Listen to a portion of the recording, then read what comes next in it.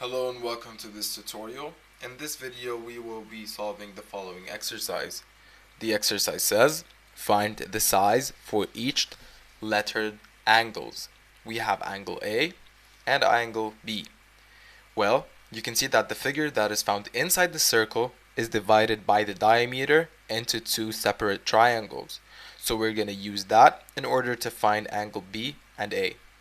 We already know from previous tutorials that the angle that is found inside the semicircle facing the diameter is equal to 90 degrees, which is also called an inscribed angle.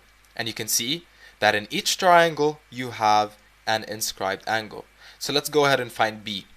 B plus the 30 degrees angle plus the inscribed angle, which is equal to 90, is equal to 180. So B plus 120 is equal to 180. Now move 120 to the other side of the equal to isolate B. B is equal to 60 degrees. So we have found angle B. Now we're going to do the same procedure for angle A. So we have an inscribed angle equal to 90 and we have an angle equal to 35. What's left is to find A. The total is 180 degrees. So A plus 125 is equal to 180 degrees. Move 125 to the other side of the equal to isolate A, and you're going to have A equal to 55 degrees.